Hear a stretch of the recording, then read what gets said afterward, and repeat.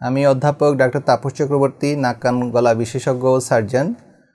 আমি সালাউদ্দিন স্পেশালাইজড হাসপাতালে দীর্ঘদিন যাবৎ নাক কান গলা বিষয়ের উপরে স্বাস্থ্যসেবা দিয়ে এসেছি। আজকে আমি আমাদের নাক কান গলা বিষয়ের উপরে একটি অতি সাধারণ এবং কমন একটা সমস্যা, যেটা টনসিলাইটিস, এবং তার যে চিকিৎসা, বিশেষ করে অপারেশন নিয়ে আমি একটি কথা আপনাদের উদ্দেশ্যে বলতে চাচ্ছি। অপারেশন কথাটা শুনলেই সবার মনে একটা আতঙ্ক কাজ করে, কিন্তু সবসময় টনসিলাইটিস হলেই আমরা অপারেশন করতে হয় না। এখন কথা হলো কখন অপারেশন করব এবং কখন করব না। আমাদের যে সমস্ত রোগী গলা ব্যথা নিয়ে আসে আমাদের কাছে, এদের মধ্যে প্রধান কারণ হতে পারে টনসিলাইটিস। এর অর্থ হলো টনসিলজনিত প্রদাহ।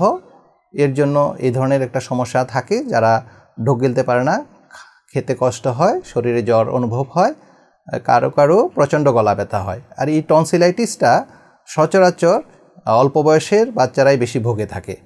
এই জন্য এদের কখনো কখনো তাদের অপারেশন প্রয়োজন হয়ে পড়ে, যদি ঔষধ দিয়ে তার চিকিৎসা সম্পন্ন করা না যায় বা সে সার্বিকভাবে সুস্থতা ফিরে না আসে। এই পর্যায়ে কখনো কখনো অপারেশনের প্রয়োজন হয়ে পড়ে। আর অপারেশনের কথা শুনলেই আত্মীয় স্বজন বা পিতামাতা একটা শঙ্কায় পড়ে যায় যে অপারেশন করতে হবে, একটা ভয় কাজ করে। তো আমরা কখন অপারেশন করব? যদি একটা পেশেন্ট বছরে 3 থেকে 5 বার সংক্রমণে আক্রান্ত হয়, তাহলে কখনো কখনো আমরা তাদের অপারেশন অপরিহার্য হয়ে পড়ে। আবার কখনো দেখা যায় চিকিৎসা নেওয়ার পরেও সে সুস্থ থাকছে না, সবসময় সে এই ধরনের সমস্যা নিয়ে ভুগছে, তাকে অপারেশন লাগতে পারে। আবার কখনো দেখা যায় টনসিল তার যে সাইজ তা মাত্রাতিরিক্ত বড়, এর জন্য তার ঘুমের সমস্যা হচ্ছে, খেতে কষ্ট হচ্ছে। এই ধরনের রোগীদের কখনো অপারেশন করতে হয়, অর্থাৎ সেটা কোনো ম্যালিগন্যান্ট কন্ডিশন বা ক্যান্সার জাতীয় কোনো রোগের প্রাদুর্ভাব ধারণা করা থাকলে, তাহলে তাদের অপারেশন করে আমরা পরীক্ষা করে নিশ্চিত করি তার এই ধরনের রোগ হয়েছে কিনা, সেটার জন্য কখনো কখনো করতে হয়। আবার কখনো দেখা যায় টনসিলের গায়ে ফোড়া হয় বা অ্যাবসেস বলি, এই ধরনের পর্যায়েও অ্যাবসেস চিকিৎসা হওয়ার 4 থেকে 6 সপ্তাহ পরে অপারেশন অপরিহার্য হয়ে পড়ে। এগুলো হলো আমাদের সচরাচর যেই কারণে আমরা অপারেশন করি টনসিলের ক্ষেত্রে। আবার এক্ষেত্রে আমি বলতে চাচ্ছি কখন আমরা অপারেশন করব না। কিছু কিছু কন্ডিশন আছে যেখানে অপারেশনটা করতে যেয়ে আমাদের চিন্তা করতে হয় যে এই পর্যায়ে করাটা মনে হয় ঠিক হবে না বা রোগীর ক্ষতি হতে পারে। এই ধরনের কিছু কন্ডিশন আছে, সেগুলো সম্পর্কে আমাদের খুব সতর্কতার সহিত বিবেচনায় এনে অপারেশনের ব্যাপারে অপিনিয়ন দিতে হয়।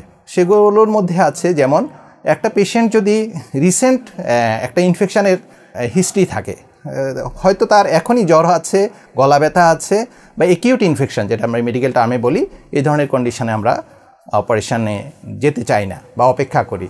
আবার আছে এমন যে তার কোনো হেমাটোলজিক্যাল ম্যানিফেস্টেশন, মানে দ্যাট মিনস তার অপারেশন করার পরে যদি রক্তক্ষরণটা অতিমাত্রায় হওয়ার সম্ভাবনা থাকে, সেই পর্যায়ের কিছু রোগ থাকলে আমরা অপারেশনে যেতে চাই না, ব্লাড ডিজঅর্ডার যেগুলোকে আমরা বলি। এছাড়া আছে কিছু আনকন্ট্রোল ডায়াবেটিস বা আনকন্ট্রোল হাইপারটেনশন, অর্থাৎ অতিমাত্রায় রক্তচাপ অনিয়ন্ত্রিত বা তার রক্তে গ্লুকোজের মাত্রা নিয়ন্ত্রিত নয়, এই পর্যায়ে আমরা অপারেশন করি না।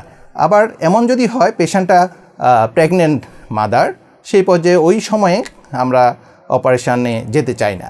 তাহলে সব কিছু বিবেচনা করেই আমরা একটা মতামত দিয়ে থাকি কখন করলে পেশেন্টটা নিরাপদ থাকবে এবং তার চিকিৎসা পরবর্তী কোনো জটিলতা হবে না, সেই পর্যায়ে চিন্তাভাবনা করেই আমরা অপিনিয়ন দিয়ে থাকি। এইসব বিবেচনায় এনে আমরা মতামত দেই। এই জন্যই আমাদের কথা হলো যে দর্শক শ্রোতা যারা আছেন বা যারা যাদের এই ধরনের ঘরে শিশুরা বা যে কোনো বয়সে টনসিল নিয়ে ভুগছেন, তারা আতঙ্কিত না হয়ে আমাদের পরামর্শ নেবেন।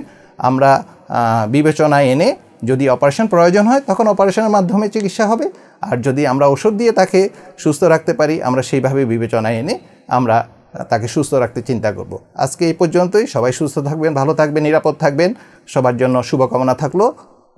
আপনারা সবসময় আমাদের সাথে থাকবেন, নিরাপদ থাকবেন। ধন্যবাদ সবাইকে।